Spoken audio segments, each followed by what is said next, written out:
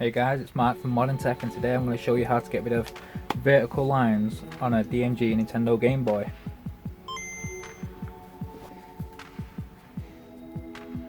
As you can see at the side there, we're missing some vertical lines. If we change the contrast, you can see it a little bit better. I'm going to get rid of that quick easy fix with a soldering iron. So first thing you're going to want to do is flip the Game Boy upside down and take out each screw on every corner.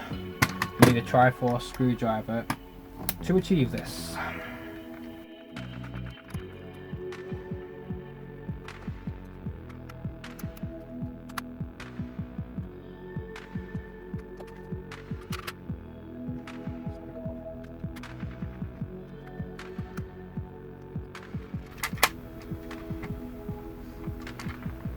If a screw doesn't come out easy, just tap upside down and give it a bit of a pat. You want to disconnect the top, but you don't want to pull too hard because there's a ribbon cable right there. These ribbon cables don't actually have a clip on them, so you just pull firmly straight down to the bottom. Now you want to get the faceplate and you want to take this part off. There's screws. I don't know if you can see, there's a screw there, there,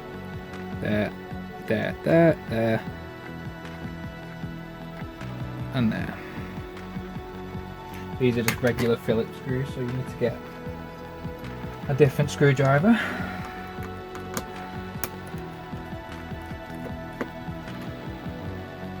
All of these screws are the same size for this part of the board, so you want to keep them separately from your initial case screws.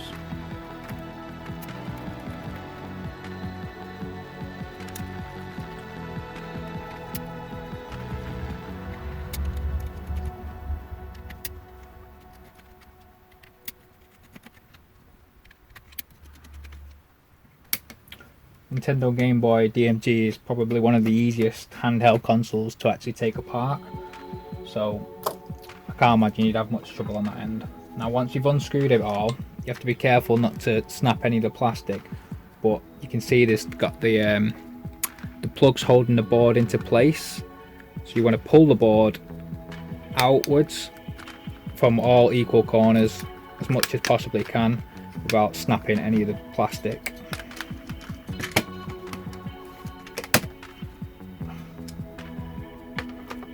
There we go. If you want to turn it round, there's your screen, and this is what we're going to have to fix. So what you want to do is that black strip, that's a sticker at the bottom, so you want to take that off carefully so you can hopefully put it back on if there's no damages. Best way to do this is probably using a small flathead screwdriver or a cutting knife if you've got one. I know not everybody has one of these.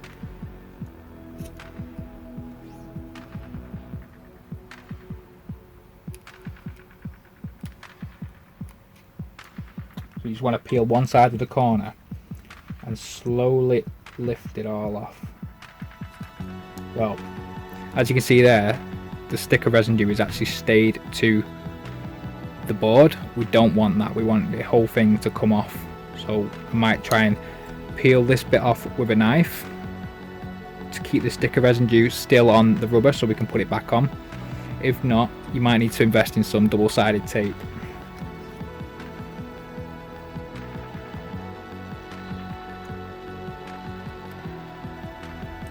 As you can see, I've got it together there, so I'm going to try and pull it together and keep it as stuck together as possible, but this is not sticky at all, so this might actually be a lost cause for this paper.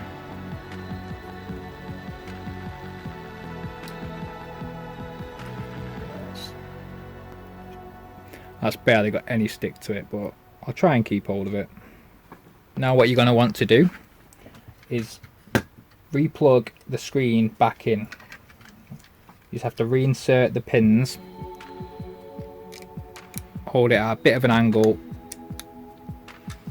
keep it flat and flush, and then just push with a bit of force.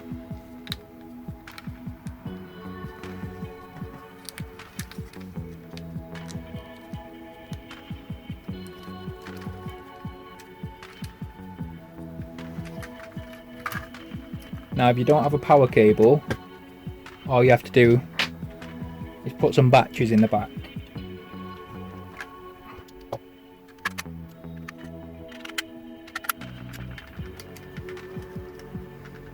As you can see, the screen has got heavy lines.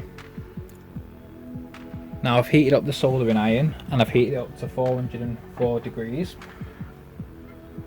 And what you want to do is gently push along the side to the top there. So all you want to do is melt and reheat the solder points which are underneath this ribbon cable.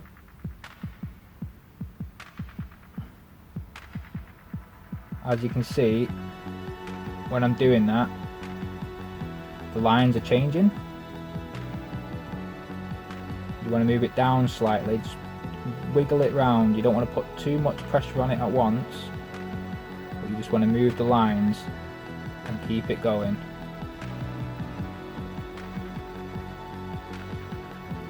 As you can see, they're slowly getting better. Do the same for the other side.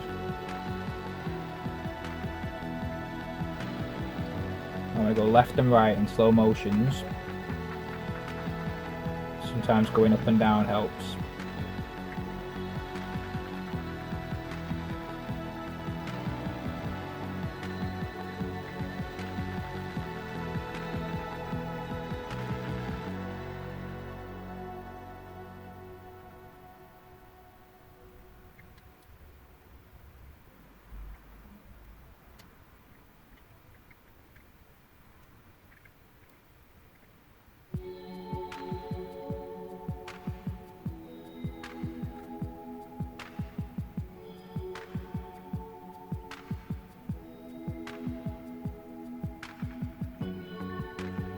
Sometimes you might need to get quite close to the top of the screen.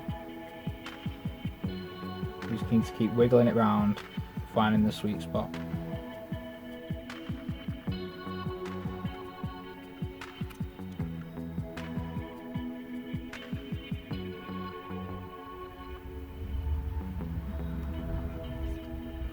Sometimes it does take a good 5 to 10 minutes, but 9 times out of 10 it's worked for me. And hopefully it works for you too. As you can see, there's already a big improvement going on. The right hand side is nearly completely finished.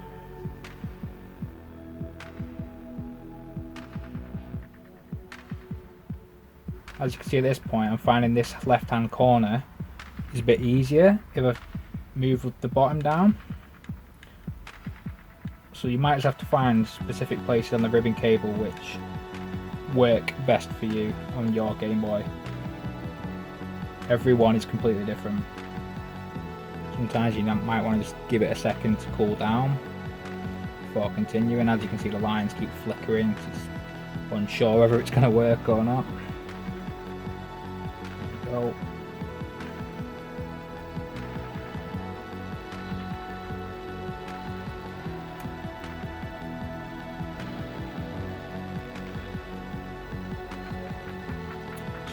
What I did then at the end, just to speed up the process, I put a tiny bit more pressure on there. And you can see it's obviously done something, but you don't want to put too much pressure on because you don't want to melt it all completely. So you've got to be careful with that. Don't hold it on for too long. It's just a little unsure. As you can see, I'm having some difficulty with this one line here. It's helped that I've turned up the temperature slightly. Just gonna have to spend a little bit more time on that one.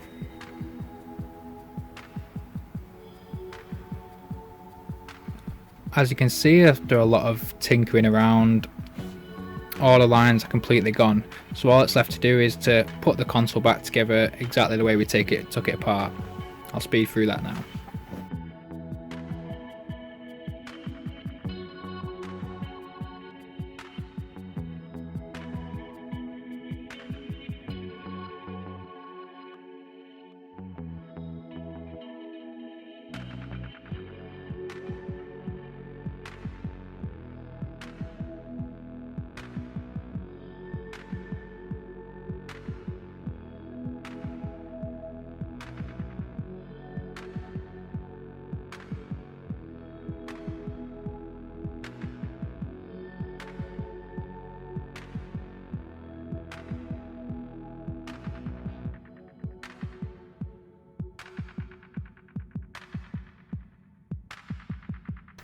After putting it together, I've just realised I completely forgot that rubber, which isn't the end of the world. It doesn't really matter.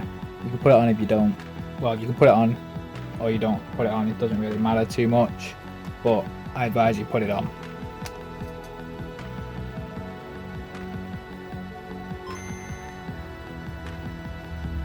Well, as you can see, it's pretty normal.